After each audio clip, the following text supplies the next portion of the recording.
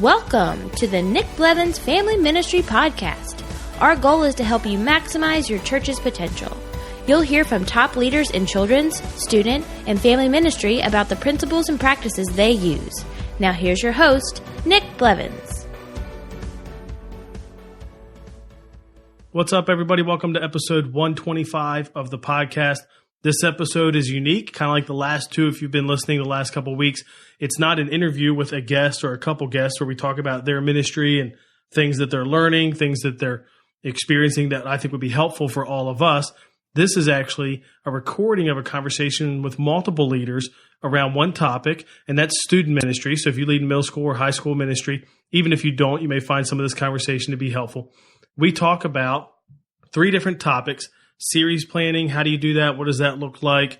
Small group leader training. I personally think small group leaders are the foundation of student ministry. The best student ministries I've seen have great small group leaders and great small group leader structures in place. And then we also talk about retreat planning and tips and things like that. In fact, our church just had a fall retreat for students, one of our biggest retreats of the year for students. So there's conversation about all of that. So this recording is a recording of a conversation that happened on a video call, something we like to call Tribe Conversations. It's something we started doing with Ministry Boost, which we launched this year. A lot of those Tribe Conversations in the future will be private, exclusive, I guess, just for people who are taking courses with Ministry Boost or coaching with You Lead Coaching. But we're going to have some from time to time that are open to anyone. And so that's what this was, just like the preschool and the elementary one from the last couple of weeks. But we're also going to have some, like I said, coming up that are going to be open for anyone. And you're going to be interested in that if you lead in children's ministry. We're going to talk about child dedication, baby dedication, just sharing lots of tips and stories and tactics and documents and, learnings from how our churches do that and how that might help you. And then regardless of whether you serve in children's ministry or student ministry, probably at the turn of the year, we're going to do one on training your volunteers. And so you won't want to miss that. You can keep an eye out for those coming down the road. Reminder, if you are listening to this when it comes out or soon after, actually, I guess it would have to be when it comes out, the deadline to sign up for You Lead Coaching with Orange is this Wednesday. So it's tomorrow, if you listen to this the day it comes out.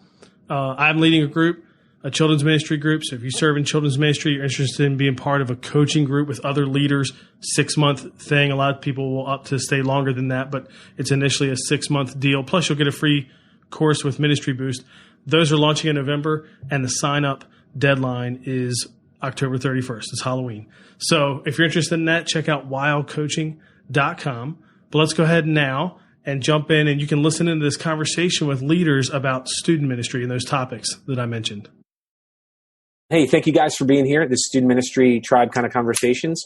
Kind of our purpose here today is to connect student pastors from different denominations, different places around the country, different styles of churches, large church, small churches, all of that. So from just to connect together and talk about some different aspects of ministry.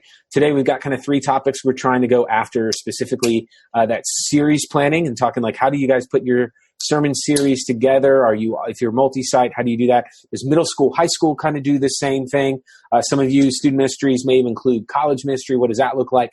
Small group leaders, man, small groups are so important, and discipleship, what that looks like. There's some people that may even have like more traditional Sunday school model, and then some that are just in home, some on our campus, some that go year long. There's so many different options in all that. And then finally, if we get time to get to it, we want to talk about retreats, events, and stuff like that, the times for us to get away from the campus and have an opportunity to grow and develop students in that. My name is Kevin Monahan. I'm the next gen pastor at 12 Stone Church, but I also work with Ministry Boost and You Lead Coaching for Orange and leaders and stuff. And that's kind of why everybody's here. We're excited to have you. If you guys could do this, even panelists, welcome. Thank you guys for being here. If everybody could just go into the chat and go ahead and drop your name and your church and what city you're from, so everybody's got an opportunity to kind of meet one another.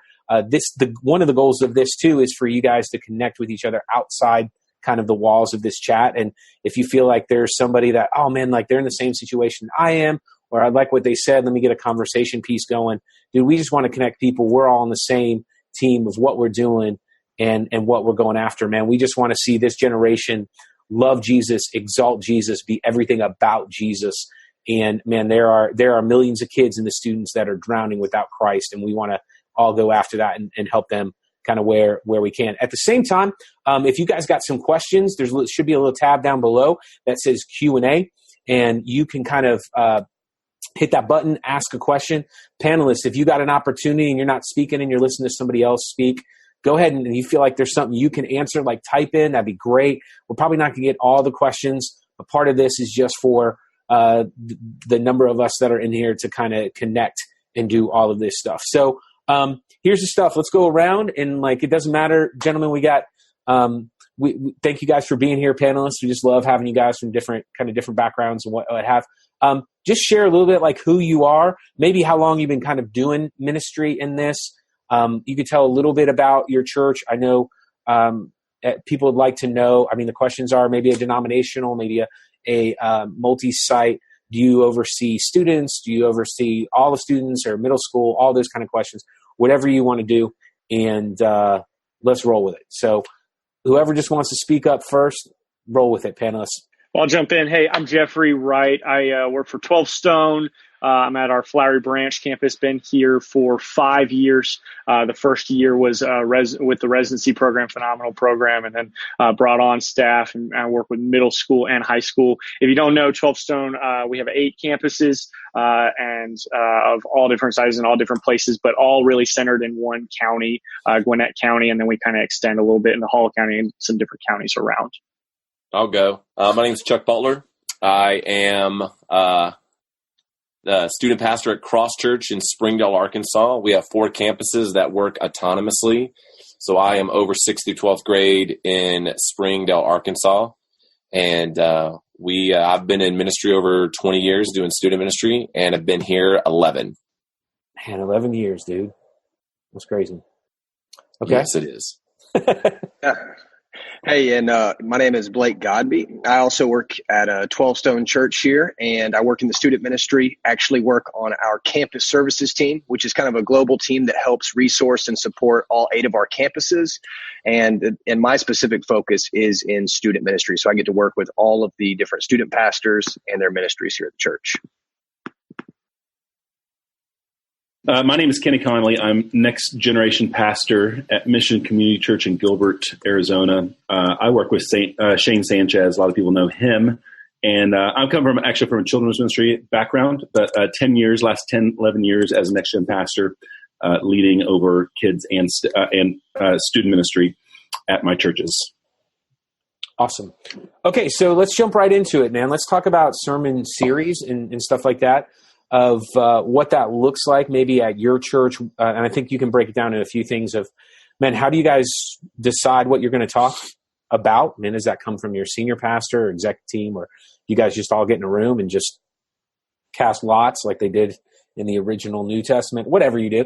And is there a collaboration? Does middle school and high school do the same kind of thing as you plan that? Is there one person maybe on your team that kind of does all of that, or is it, dude, we just kind of figure out and I pray about it at the beginning of the week and that's it? And so if you've got details, here's one thing that's really helpful for our viewers too, is if there are certain websites or places that you use, feel free to throw those out there. If there's any files or anything that you guys want to share, we've set up a communicative Dropbox. So if there's like, hey, this is our sermon planning sheet, or here's what our calendar looks like, or this stuff, we'd love to share that. And especially some of you guys in the chat, if you feel like, hey, there's something else you want to share and be part in that, that'd be fantastic. So yeah, let's roll. Sermon planning series, guys. Doesn't matter. Just jump in, man. Hey, I'll kick it off. Yeah, go ahead. I'll kick it off for us. Yeah. So we have a kind of a unique way of doing it, since we have about 10 student pastors in the room, because we have 8 campuses. And we have the same sermon series and sermons that we preach across all 8 of our campuses. So all student pastors in the room have to agree on what are our sermon series going to look like for an entire year. So you can imagine that's pretty easy to just get 10 student pastors to agree on what everything should be, right? It can be a really fun time. So actually how we do it is we get everyone in the room, all 10 or so of our guys on the team, And everyone comes to that meeting prepared with ideas, thoughts that have come from, the things they've been praying over, what they believe God's put on their heart, and then also what they've observed with their students over the past year to say, what are the unique things that God's put on my heart? What am I seeing with my students that would be helpful? And then, of course, we factor in, what do we need to cover in a year's time span? So we have a little bit of what a teaching year should look like, so a teaching calendar. But then from there, we actually all just start ideating and putting ideas on the whiteboard, all 10 of us in the room. Then once we have a ton, everyone's exhausted, all their ideas, everyone gets to share. We actually go through and it's like a voting process, basically. And everyone has a certain number of votes and we vote on, okay, we narrow it down. Here's our top 3, then here's our next 3 until we fill up usually about maybe 10 to 12 sermon series that fill out our calendar year. So it's very collaborative for us. And that's kind of your quick overview of what the process looks like for us here. So ours is really random. And what we do on Sunday mornings is different than what we do on Wednesday nights when it comes to series planning. But for Wednesday nights, every May, we have a 2-day retreat. And we just basically kind of do a little bit of like what Blake said. We put white pieces of poster board all over the room, and we just start talking. And our beginning point is always, what do our students need to hear? So that's always our starting point of what we feel like we want Jesus to do this year in the life of our student ministry. And that's where we start from. If it's, they're struggling with relationships, then, that's going to go up on the board. And then we do the same thing. We literally just start scratching out what we think is not best. And then we leave the top 8 to 10 that we're going to focus on for the entire year. So that's for Wednesday night. And our campuses are completely autonomous. And so every campus is kind of doing something similar to that. But here on the Springdale campus, that's how we handle our Wednesday night. And then on Sunday morning, we are literally just going through Scripture, and we are storytelling all of Scripture. And so we've just gotten done with Genesis, and then we will be moving into Matthew, and then we'll be going back to the Old Testament and back and just kind of slingshotting in between Genesis and the Old Testament and the New Testament. And we'll do that for 2019. And so our series is really based off just where we are in the Old Testament and where we are in the New Testament, and the major biblical stories and the truths that are from those. And we do the same thing for 6th through 11th. And then we have a completely separate track for our seniors that are doing whatever they're going to be doing next year. So if it's military, if it's college, if it's job, they have a track that is just based on that. That is more of an apologetic, finances, kind of college prep type structure that our seniors do, completely separate of all our other grades. Cool. Hey, before just take a pause, we got Justin. Justin, thanks for joining us. Man, why don't you just introduce yourself, tell us about your church, kind of who you are. It'd be great. Sure. I'm Justin. Sorry I'm running late.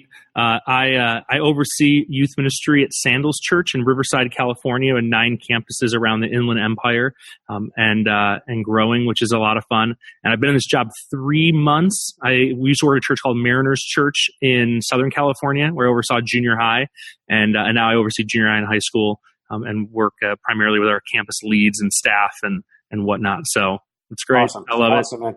Thanks for being here. Hey, I want to hear the rest of you guys talk about sermon planning, but while I've got you there, it's interesting. So we had Blake talk about 12 Stone, where it's like everybody gets together, then everybody does the same thing, and there's this kind of collaboration up front, but then like alignment throughout everything. And then Chuck's talking about like everybody's autonomous. Blake and Chuck, I'd love to hear just really briefly from you guys. What do you feel like some of just maybe 1, 2, 3 things that you feel first like is really positive about that, and then maybe some of the things that like, man, this is a growth area, this is a wall that we're hitting? Because what happens is that a lot of our viewers are gonna look at what you're doing and say, dude, I'm feeling the same way. What are you guys doing? Or there may be somebody like, dude, that was just us 3 months ago and we'd be able to help. So kind of the pluses and the minuses of being aligned, and pluses and minuses of being kind of autonomous. I'd love to just take a few minutes and dive in there a little deeper. Oh, I got all kinds of pluses and minuses, but for us, like a positive is like for my campus, we can look directly at our campus, which demographically is different than the 3 other campuses. And we can hone in directly with what we feel like our group of students, which is about 50% of a private school and 50% public school. we're able to look directly at what is best for us, and all the other 3 campuses can do the same. And that's at its best. At its most challenging is the 4 campuses, if we're not careful, are not unified. And we will have a hard time all being at the same place. So when we get to our D now or get to our camp, all 4 of our student bodies are not together at times. And so we have different worship experiences. We have different small group experiences. We have different discipleship experiences. So at its most challenging is that when we do come together twice a year, our group is not as unified as we would, maybe want them to be at times. But at its greatest, it allows us a lot of autonomy and kind of specific strategic type focus on the students that we have at our campus, represented by those public schools and those private schools.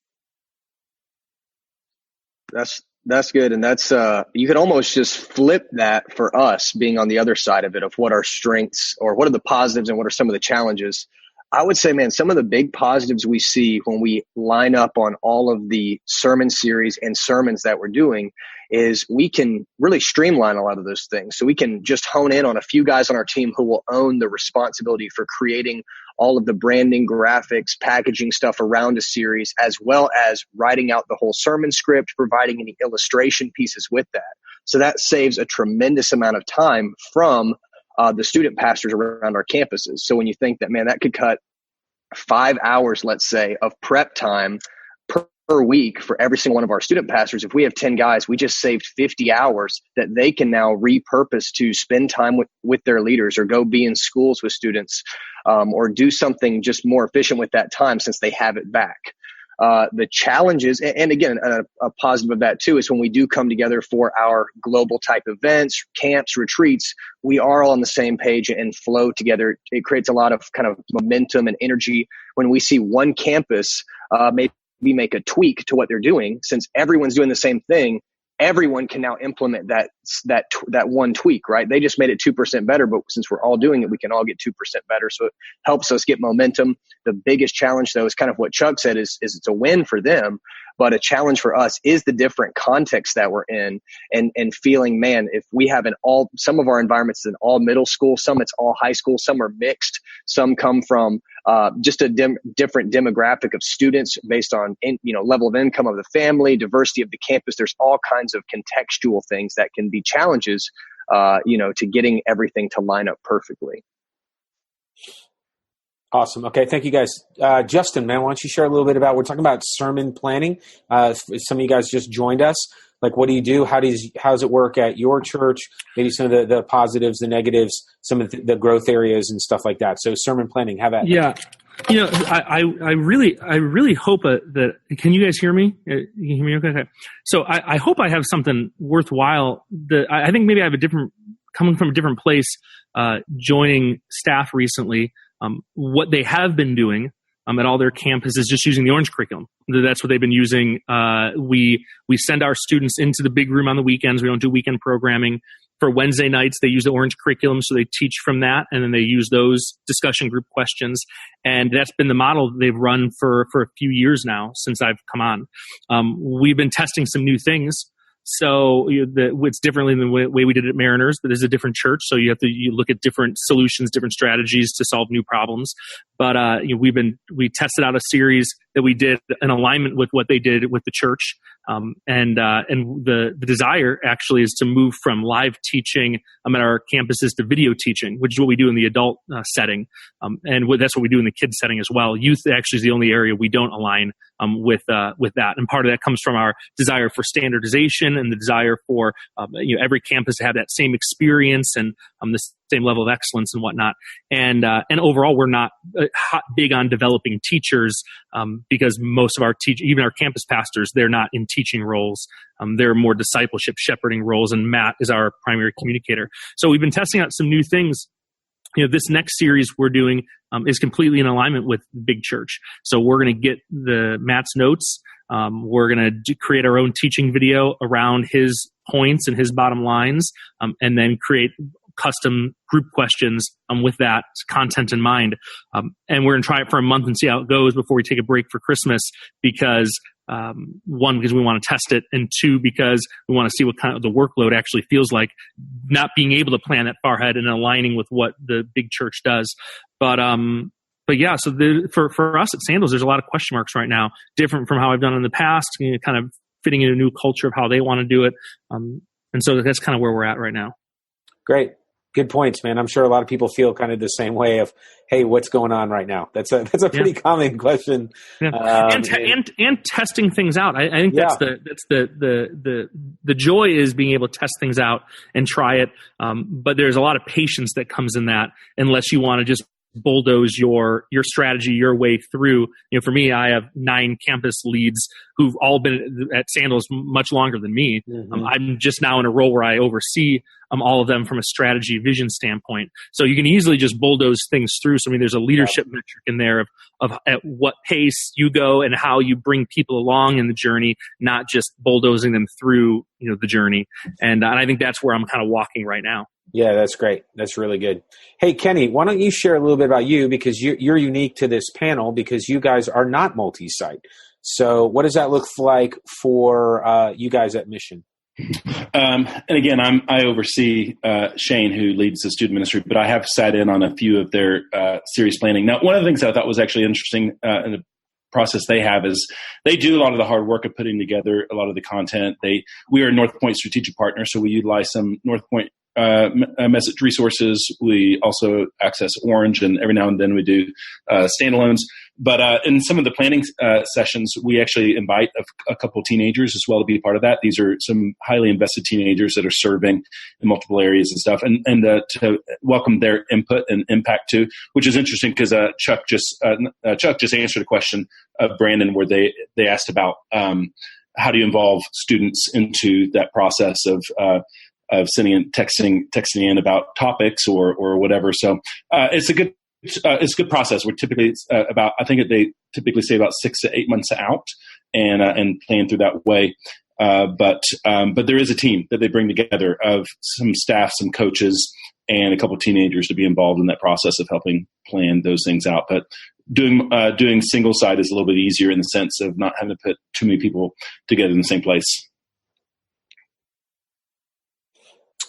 Great. Okay. All right. So now that you guys mentioned that, what are some of the resources? Maybe it's tools, maybe it's websites, maybe it's like, hey, where do you get like games? Where do you get ideas? Because once you have that idea and you start playing the sermon and you're like, okay, this is what we're doing. And maybe what are some of the websites and areas that kind of have, or processes that help you get organized better?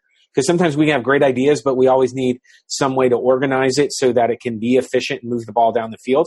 What are maybe some of the creative aspects? Is it people on your team? But I think all of us realize, man, there's some really, really great resources out there, and there's just as many kind of poor resources out there. So we're not going to attack the poor ones, but like I do think it'd be smart to say, dude, we've been using this, and it's been really helpful. What I love about student ministry Next Gen across the country is you'll find people using resources that were traditionally maybe used for a different reason, and now they're using them for student ministry, and it can be really, really helpful. And every time I've done this, somebody's thrown a website. Please, if you guys, if you can, even you guys that are watching, if there's some resource or some website that's helped you go further faster, dude, we want to know about that, and we want to be able to help and have this collaborative. So, man, if there's one of you that wants to kind of jump in, I'd love to jump in. Yeah, go. Yeah. So one of the things that we use, because we're multi-site, I'm going to see if I can share my screen here, is Trello, which likely you guys have heard of, but we use it for sermon series. And so we have our sermon series mapped out, and we plan about 12 months in advance. And so we have our current series, and you'll see some stuff from Orange in here. You'll see some original stuff. You might see Life Church, Elevation, etc. We pull from wherever. If we can get the graphics and it's resourced well, then we'll use that if we need to buy some or create some. But this keeps us all on the same page. There's all of our student pastors, even some of our interns and residents on here. And then you can click in, and we've attached scripts. So week 1, 2, 3 kind of stuff. We have checklists that are attached. And so this keeps us all on the same page with what we're doing, when we're doing it, and keeps us far out, which is a great, great tool for us.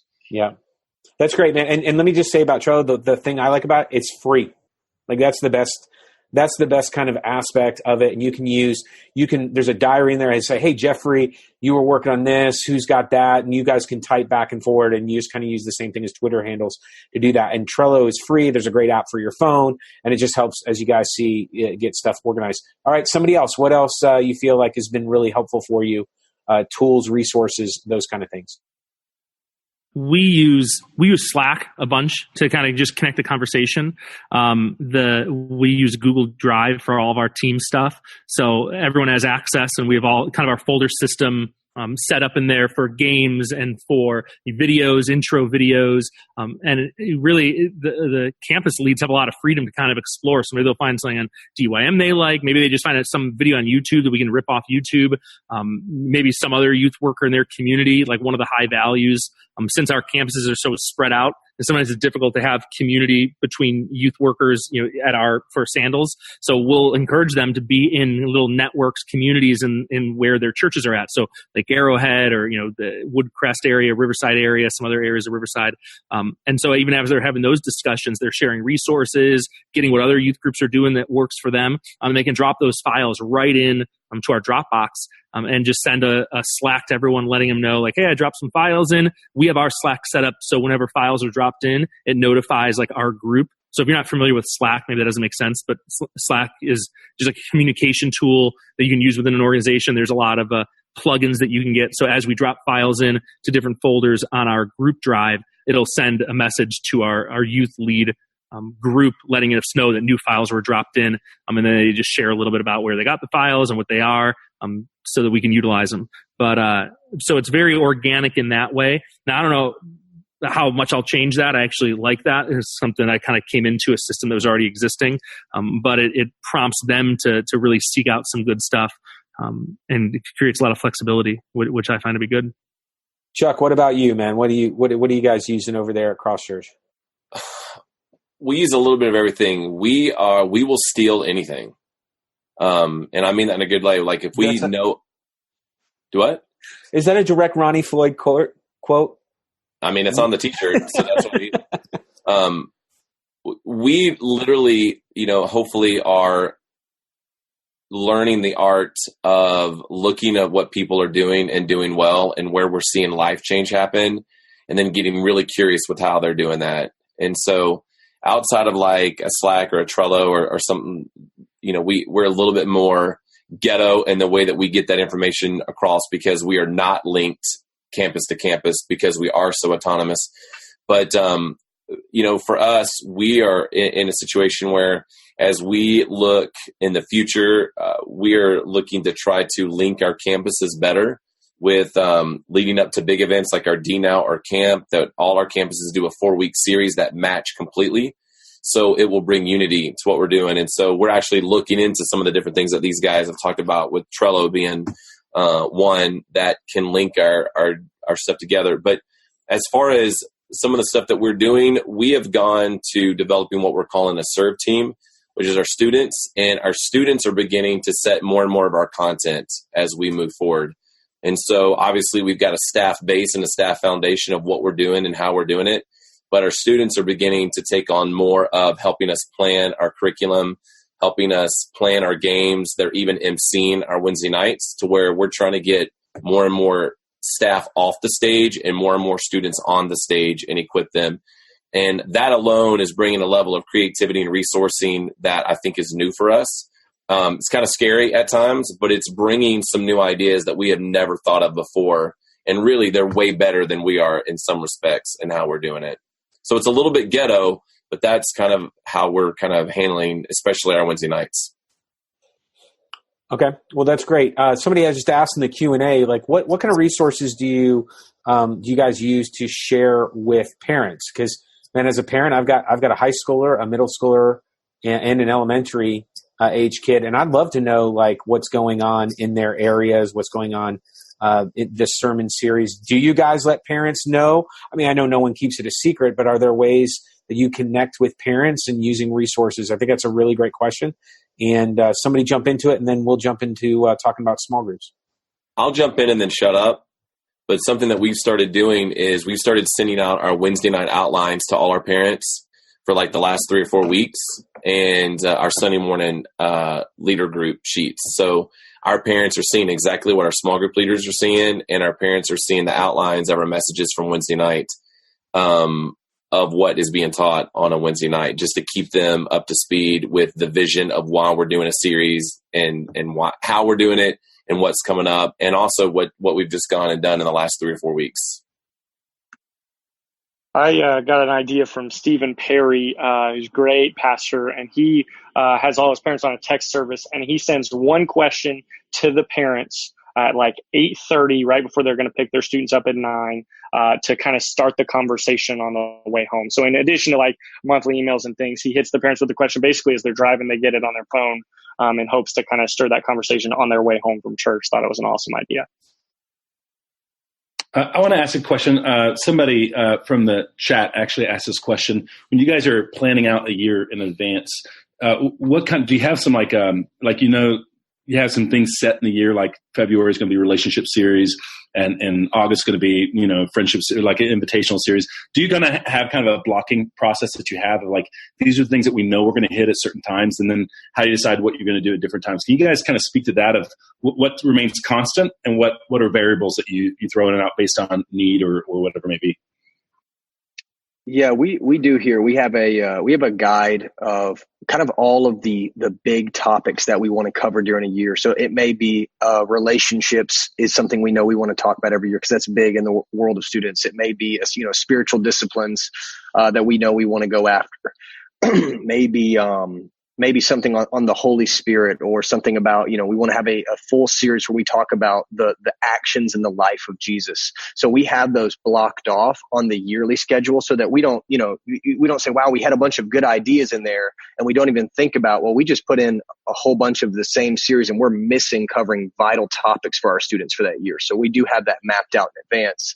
And then as far as how and where we plug in exact series, we kind of have a rough kind of outline for that, where we know when the high, like you'd say, high attendance, high momentum times are going to be, and kind of the rhythms of our students. So towards the end of August, September, we're going to plan like a big kind of hook, maybe more exciting series that's going to make all these students who may just be coming back for the first time go, oh, wow, what are we talking about? What are we teaching?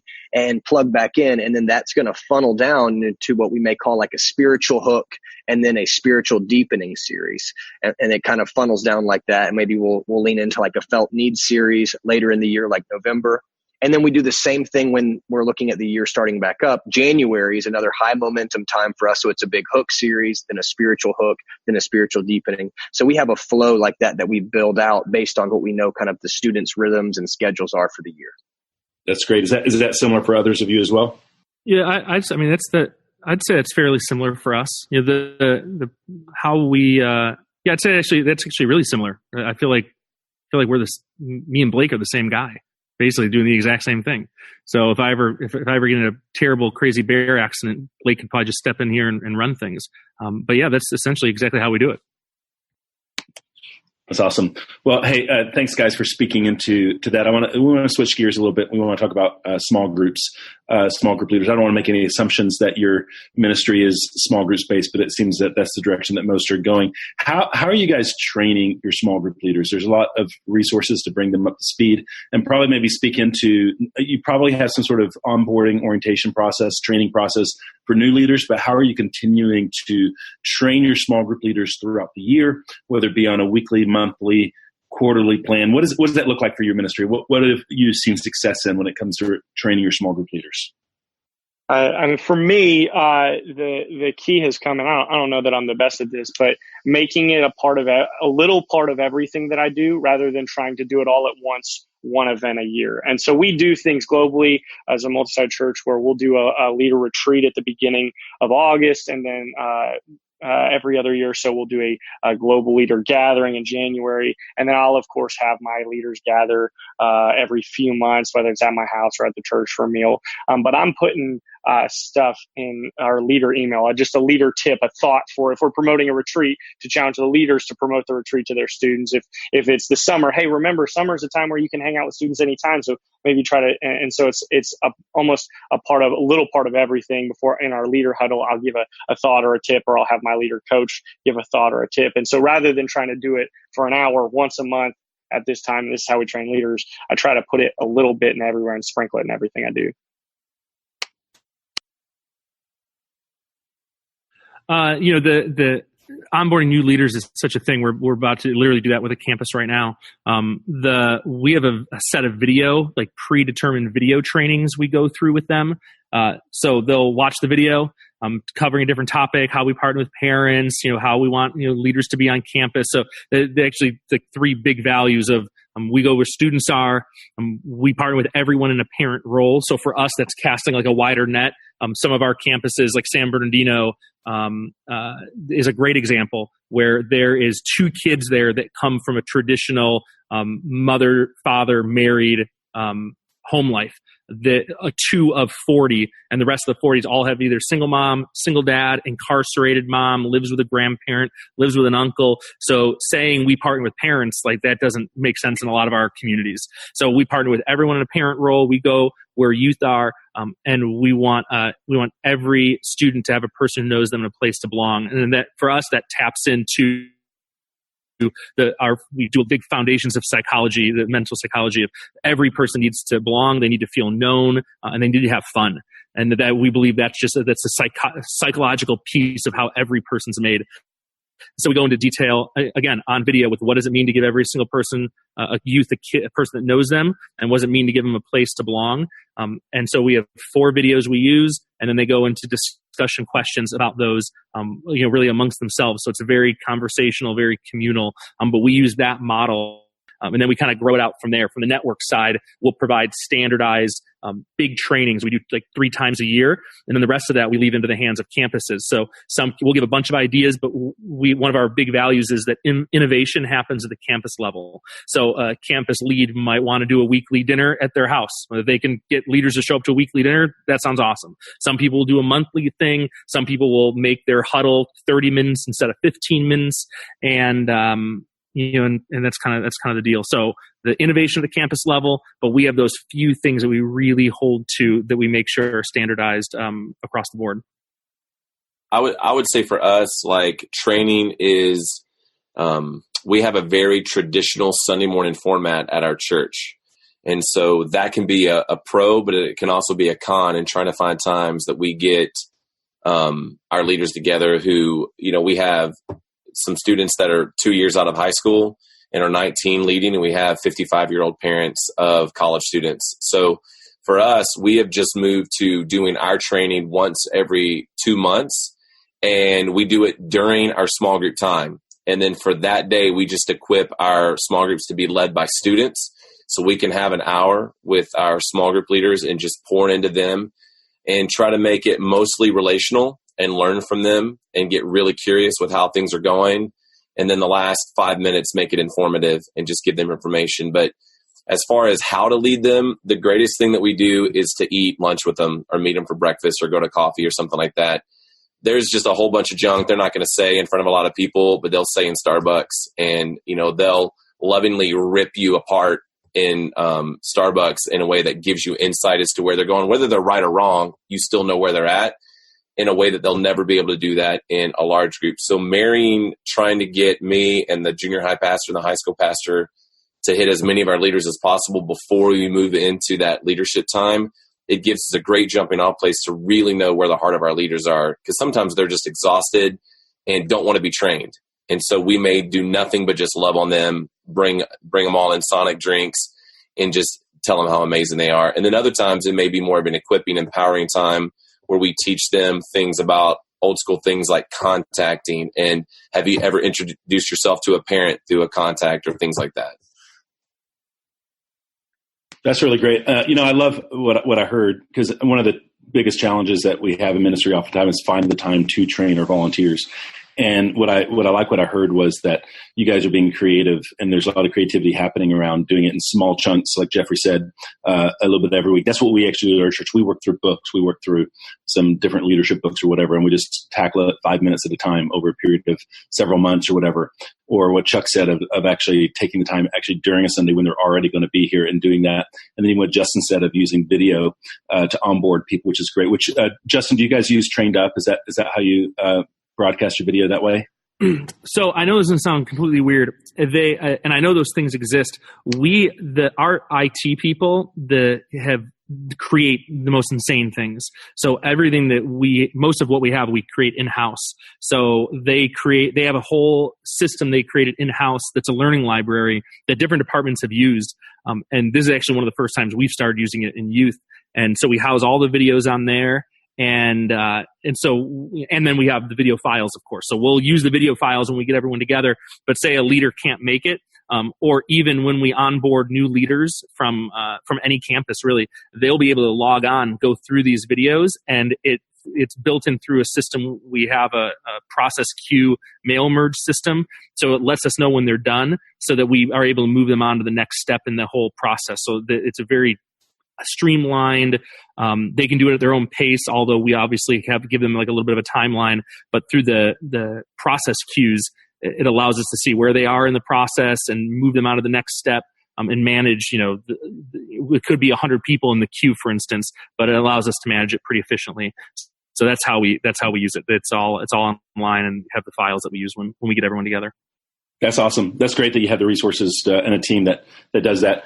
We're using Trained Up, and actually through Ministry Boost, we've got I think there's a promotion of 10% lifetime discount to that if you go to ministryboost.org/trained up, and you can utilize it, because I think that's important. I think we have to be creative in thinking, how can we use Zoom to train people in off hours? How can we use things like Trained Up to train people whenever they have availability? It's the way that we go. Nobody watches TV when TV comes on. We always watch it after the fact, and I think we have to model it that way as well. Kevin, you want to kick off? Just throw in there. I have a buddy who has literally a system very, very similar to this that he did basically for free. He got he made videos. He put them on YouTube. He put the YouTube links in an email he sends out, and he asked his team or the people he's onboarding to watch the video and then leave a comment in the comment section. And that's like that shows that they watched the video, and they answer some questions that are on the video in the comment section. And he did that for free. Didn't cost him anything. And so from the high budget stuff to the creating your own stuff to the stuff that's free, and do it yourself, like for an innovative, there's innovative ways of kind of cutting all these corners. You'd put it all in a Facebook group, and there's some really cheap ways of doing it if a video thing was something you wanted to do. That's great. I love it. Thank you for sharing that. Kevin? Yeah. Okay. So, man, our time's flying by. We only got about 15, 20 minutes left. Okay. So one of the other things that everybody talks about is like events, right? Because I've been at churches where we live and die by events. There's been seasons where we haven't really had any, but we wanted to talk a little bit today about like retreats, like the times of like when you get away from the campus, whether it's camp, whether it's a winter retreat, whether it's even mission trips and all of this kind of stuff of planning and all stuff. And we just want to talk a little bit about tips and all of that stuff. I'd love to hear from you guys, like, hey, we still do this one. We still do Disciple Now weekends, and it's working great for us. And then there may be some other places like we wish someone would go outside and just kind of like shoot Disciple Now, as we never had to do them again. It's different for different churches, but I think that there's always going to be a helpful movement in getting students kind of away from their phones and their computers and all of that, and just getting to a retreat, whether it's a 3 or 4 day weekend, whether it's a week-long camp, whether it's an international missions trip and all that stuff. But historically, most of us student pastors haven't really been great organizers. We're like great vision, excitement, and passion.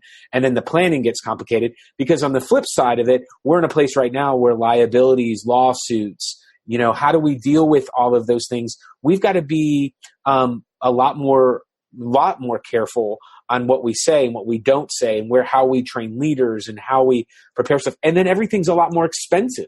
There's some of us that do camps 100% ourselves, and then there's some that use other organizations to help facilitate a summer camp experience. So I'm giving you guys, I'd love to hear some time to talk a little bit about retreats and planning tips, hacks, whatever has worked for you. And it may just be a real simple event for you that's like, hey, we just implemented this little like weekend retreat, or we just started this thing, and it's been really, really helpful and added momentum. Because we've also all done events and retreats, and it's just, it doesn't add momentum. It's just expensive and it's celebratory, and that may be great, but it's not, the return of investment isn't high. Does that make sense? So I'd love to hear what you guys are doing. Even in the chat, guys, throw some stuff out if you feel like there's been somewhat of an event or a retreat or something that's been really, really helpful. I mean, let's be honest. In a couple of weeks, Halloween falls on a Wednesday night. And so there's been discussion in churches all across. Hey, do we have something? Even at our church, there's people that are like, man, I do not want to do one. It bombed last year, and this, and then there's some that want to do it because, oh man, it's a really great opportunity, And then it's got like people like Halloween's the most evil time in the world, and then there's other ones like, no, it's great, So there's all kinds of different viewpoints. I'd love to hear where you guys are at. I'll jump in with the events and stuff. So we have throughout the year, we have a retreat that we do for students in February. We do 2 retreat weekends, one for middle school and one for high school. We put that all, we do it all kind of ourselves in-house. We go to a retreat location about an hour away. It's a great retreat area. And so we put that on in-house in February. That's a discipleship kind of weekend for us. Then during the summer, we go to a summer camp with an organization called NTS, Never the Same Camp. And that is it's great because that is not actually put on in-house. It's pretty much all done outside by this outside company. All we're responsible for is getting our kids signed up and getting them there. So it's a great way for us to be freed up of a lot of like the task responsibility, but getting to be with our students and leaders. And then, of course, like Jeffrey mentioned, we have a leadership retreat for all of our volunteer leaders in student ministry. Once a year in August, they come away for a Friday and Saturday and have a great weekend with them. And then the only other type of events that we have would be like we do a night of worship. So like we mentioned, we're 8 campuses here, but we're all within about 20 minutes of one another. So once a year for the past 3 years, we've been doing a once a year. Everybody on Wednesday night at one campus comes together for an all student ministry night of worship. And it's been really powerful. So that's been more of like, you've got a mix there of local stuff and then stuff we kind of travel for and do overnights. The one thing I would say, man, that is going to be super helpful for, I think, whatever events you're doing, is just be sure when you're setting out to do any event is it should be driven out of the vision for an event, right? The vision and the goal that you want to see it accomplish. That's something that I'm sure we've all seen in churches is events that someone just said, we want to do an event. And that never goes well. It always ends up kind of, there's not clarity in communication. There's not real heart and people aren't excited about it. So that's the one thing I would say, man, keep in mind with any event that you're doing for students or your leaders, man, start with the vision, start with the why are we doing this? Because that is what we have found has just been so pivotal to the events or retreats or whatever being successful versus not.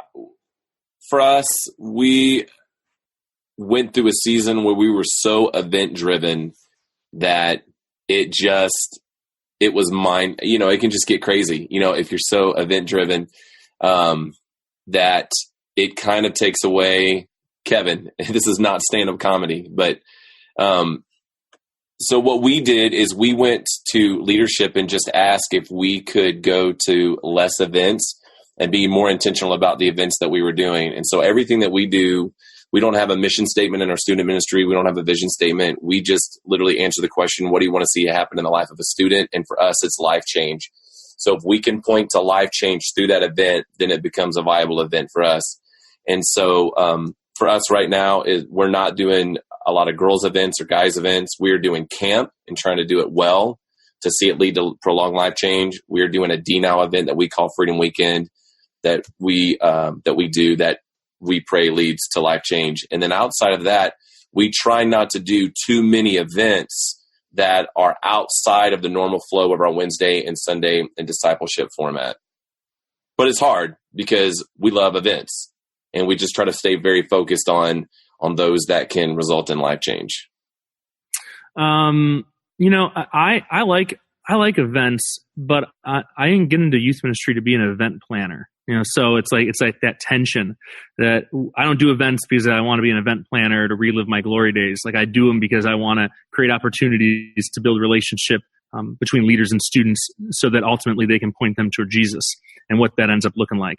And so I feel like that's like my starting point with any event. That's why I probably do so few events, because if it really doesn't bear that burden of being able to really create relationship between leaders and students, in the opportunity that they can then point them to Jesus, whether that's getting into a group, that's serving, taking some step, rather be their first step or their next step. We just don't do it. We've done here some community-based events. That's been part of the tradition. This is the year that we actually just pulled out of some of those community-based things in order to do like a once a year big, all campus, all students deal. And so we're actually planning that right now for next year. And we do camps, love camp. That to me, that's the launching pad for our entire year of youth ministry. So we do camp, we run our own camp, and we take junior high and high school, and they go separately to different campsites so that we can do something catered to that life stage. But we're big fans of camp. And for me, I think the big trick is how we communicate it to parents and making sure that I think it's notorious in youth ministry to kind of plan an event or have, some great idea, but then it starts to fall apart when we don't communicate it to parents. They don't know what's going on, or we don't communicate it to leaders. They don't know what's going on, that kind of stuff. Yeah, we're trying to create a rhythm of events at our church, and in some ways, same thing as Chuck said of we've got to focus on like what we do on the weekend is our bread and butter. It's important, but recognizing that there are specific events that are catalytic, they can be life changing, and so we kind of have a rhythm of two different types of getaway camp type events. We do a fall retreat for it's actually our 4, 5, 6 ministry and junior high. That's more kind of probably discipleship driven. It's mostly our kids that are there. But then in February, we do a D Now weekend, which is actually more evangelistic. And so it's a real easy event. It's not very expensive. You can invite your friends to it. It's a great opportunity for them to reach out, invest and invite their friends. And then we try to keep our summers open for mission opportunities, for serving opportunities, taking teams of kids all over the country, all over the world, and give them opportunities as well. So creating that rhythm and then communicating that also to parents, so that way they can budget for that, they can plan for that in their schedule, so it doesn't feel like they're getting hit all year long with different things. And creating that rhythm helps. I actually want to throw a question out. Actually, a friend of mine locally is watching this on Facebook, and he asked a question: how do you guys kind of even create different experiences as kids get older? So, like, do you have certain events, specific events that are maybe just junior high specific, that they still look forward to a different type of event when they get into high school as they grow into that? For 12 Stone, so our retreat looks very similar middle school to high school, but it's on separate weekends for our February retreat. We're starting to plan that right now. And so though it's back-to-back weekends, middle school, the communicators and the whole process will be very middle school friendly, and high school will be very high school. That was an intentional decision we made a couple of years ago when we started running out of space, and we wanted to program specifically to middle school and high school. But at our campus level, so like at Flowery Branch campus in my campus, when we do a big blowout back to school bash event or something like that to really maximize the impact and candidly save on budget, we do middle school and high school together. Our normal weekly services are separate, but when we put it together, we can really blow it out. And so that is great because I can blow it out, but it's really complex because I have seniors in the room with sixth graders, and so that gets a little dicey for some of the more weekly or campus-based events. All right. Well, if nobody else is jumping in, real quick, let's take like just 60 seconds per panelist. What do you feel like there's something that you're doing really, really well at? Because the chance that you're doing something really well at, maybe your church, your campus, whatever, I'm sure there's some people watching me like, oh my gosh, dude, if they're doing that really well, I need to talk to that person. So real quick, 60 seconds, man, this is what I feel like we're knocking it out of the park at. So roll. I think we're knocking it out of the park with our digital video content, from what we're doing with leaders and how we're training them, to how we're going to start rolling out parent workshops. We're just moving away from everyone collecting at the biggest of all the campuses and moving toward them being able to do things in their living room, which there's people who are already there, and we're the ones catching up to that. But I really love our strategy for how we're figuring out digital content, digital video content.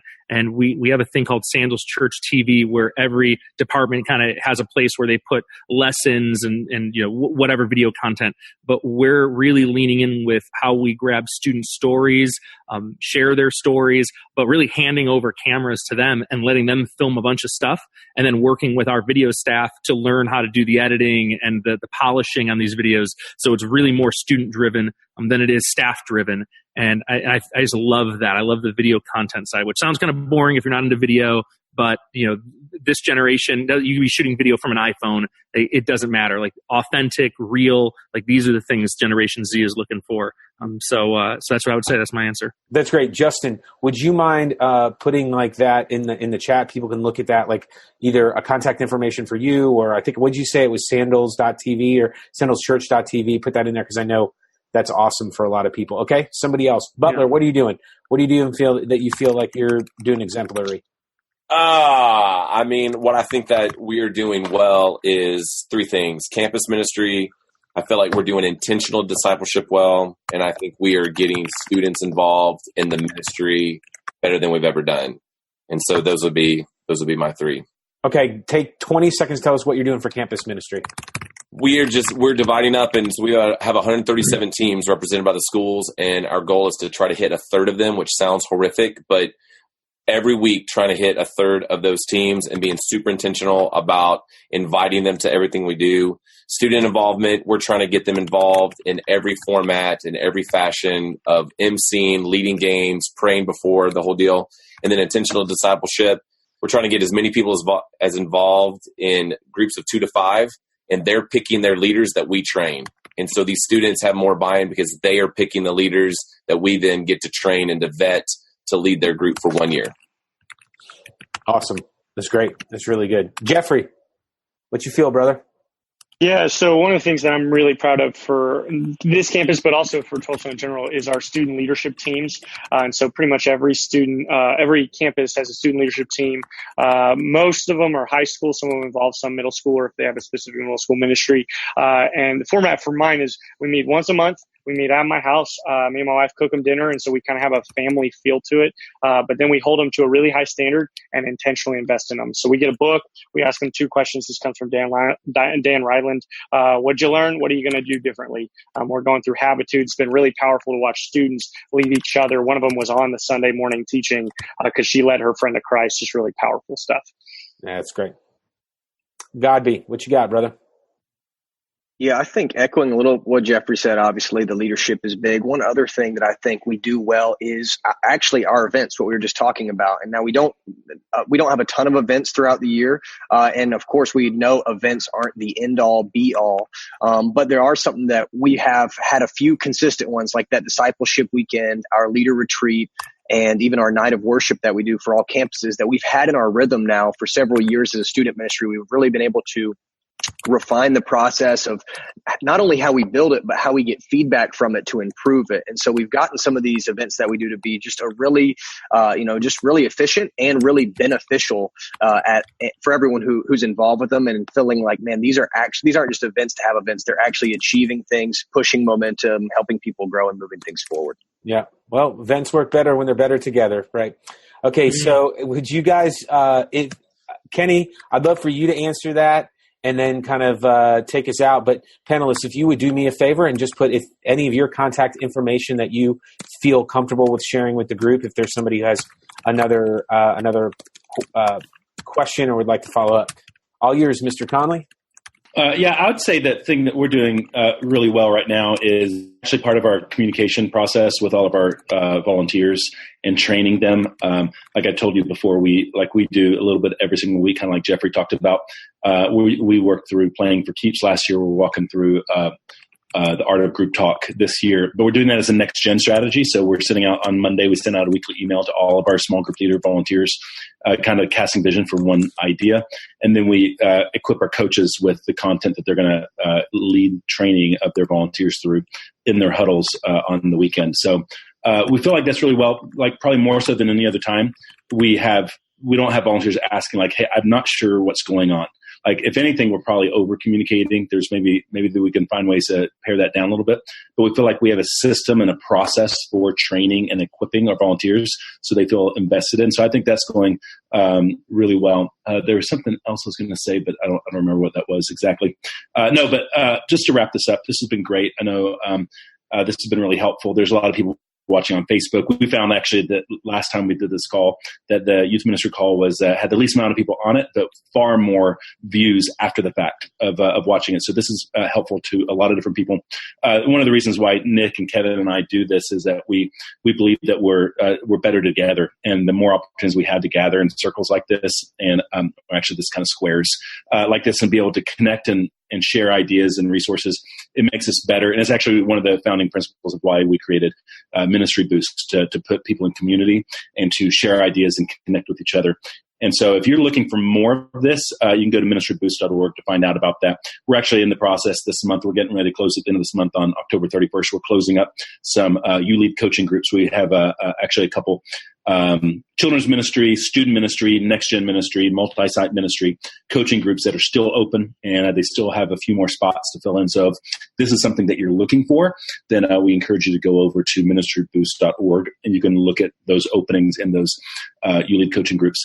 But this is great. I'm so glad we got to do this, and I look forward to doing it again. Kevin, will you just pray for us as we pray for those that are watching now, those who will watch later, as we go out into the rest of our week? Yeah, let's do that. Thank you, guys. Thank you, panelists, for your time. I appreciate you guys being on here. Let's pray. Father God, I just thank you for the privilege that you give us to serve your church. And Father, thank you for the wonderful gift of salvation through Jesus Christ. And Father, I pray that you would give each of us a renewal. Father, would you continue to burn the fire in our souls, Father, to reach more for you. Father, there are so many kids that need to hear the gospel. But Father, I pray for each one of these pastors, leaders, people that are watching, Father, just the opportunity for us to come together, to encourage one another, to add value to one another, Father, to be challenged by one another, Father, to work together in a collaboration as one church, Father, as your body. And I thank you for your grace and for your mercy and for all that you give us, for these friendships, for the laughs, for the encouragement. I pray that it would go well beyond this conversation. Thank you for all that you give us. In the powerful name of Christ, we pray. Amen. All right. Thank you guys so much for your time. You guys that are viewing, you can get a lot of more resources at ministryboost.org, or you can go over to U-Lead coaching with Orange as we partner with them. Thank you guys all for your time. I appreciate it. And we love you guys. If you need anything else, please let us know. All right. Well, there you go. I hope that was helpful. I know, again, that's unique. This episode, the last two, have been very unique in that you're listening to a call that was recorded on video with 6 to 8 or 9 different folks, all kind of live on video, contributing, talking. So I'm sure you don't always know who's talking, but of course it's the ideas that matter, right? It's the ideas, the thoughts, the things that you can take away from this and apply to your ministry. So I hope you had some of that listening to this episode. Stay on the lookout for future tribe conversations, the ones especially that are open to everyone. If you take a Ministry Boost course, let's say next season, we'll open up courses again after the turn of the year. Then you'll be part of some other private exclusive ones that are just for people who are part of Ministry Boost. And sometimes those aren't nearly as large. You know, a lot of these had 40, 80 people registered for them or something like that. But within Ministry Boost, sometimes we'll have ones that might be 20 people and everybody's on video call together. For us, we feel like it's a great way to help create some community among people who are taking courses together. Maybe you're taking a course on implementing a coaching structure, but at the same time, you want to connect with other people who are in your ministry, student ministry, children's ministry, whatever it might be. So that's kind of what we're doing Tribe Conversations for. So you can learn some ideas from other people in addition to what people are doing in courses. But we'll do some public ones too, like the one I mentioned about child dedication and another one on training your volunteers, which I know is a big topic for most people. So keep an eye out for those coming up. If you have any questions, thoughts about, participating in a Tribe Conversation, Ministry Boost courses, or like I mentioned in the beginning, the U-Lead coaching that's starting in November and the deadline's tomorrow, as always, email me, nick@nickblevins.com. I'd love to hear from you. I'd love to hear topic suggestions, questions you might have about any of this stuff we mentioned here, who you like, guest ideas, who would you like to hear on the podcast, who would you like to learn from? I'd love to hear from you. I'd love to hear how it's helping you. I'd love to hear how we could improve it, all of that. So I appreciate you listening, appreciate you subscribing and sharing it. Leaving ratings and reviews in Apple Podcasts and wherever you listen to this is really helpful. So I really appreciate that. I hope this has helped you this week. Lead your ministry better, work on it a little bit more. Hopefully you took some action items and some notes down of what you're going to do this week to make your ministry better. Well, until next week, I hope you have a great week, and I'll catch you next time on the Family Ministry Podcast. Thanks for listening to the Nick Blevins Family Ministry Podcast. We hope this helps you maximize your church's potential. We would love to hear stories of how you apply what you've learned. You can do that by leaving a comment on iTunes or in the show notes at nickblevins.com.